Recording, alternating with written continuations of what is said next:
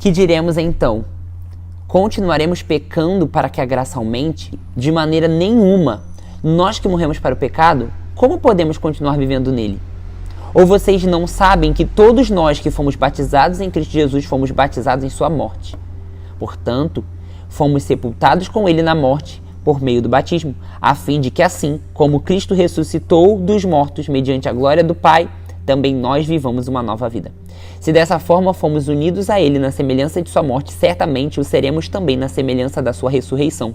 Pois sabemos que o velho homem foi crucificado com ele para que o corpo do pecado seja destruído e não mais sejamos escravos do pecado, pois quem morreu foi justificado do pecado. Ora, se morremos com Cristo, cremos também que com ele viveremos.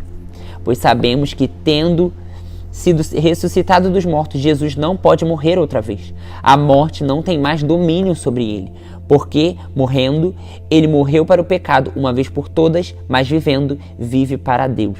Da mesma forma, considerem-se mortos para o pecado, mas vivos para Deus em Cristo Jesus. Portanto, não permitam que o pecado continue dominando o corpo mortal de vocês, fazendo que obedeçam aos seus desejos.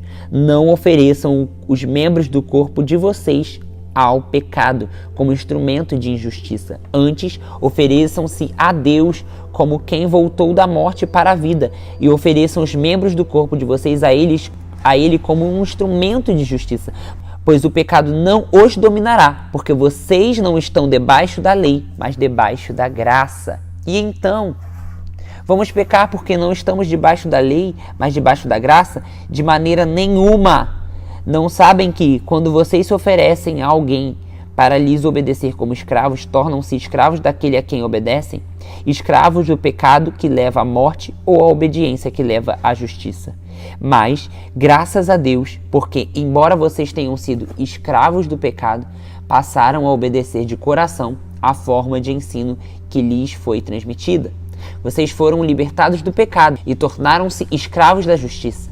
Falo isso em termos humanos por causa das suas limitações humanas. Assim, como vocês ofereceram os membros do seu corpo em escravidão à impureza, à maldade que leva à maldade, ofereçam-se agora à escravidão da justiça que leva à santidade. Quando vocês eram escravos do pecado, estavam livres da justiça.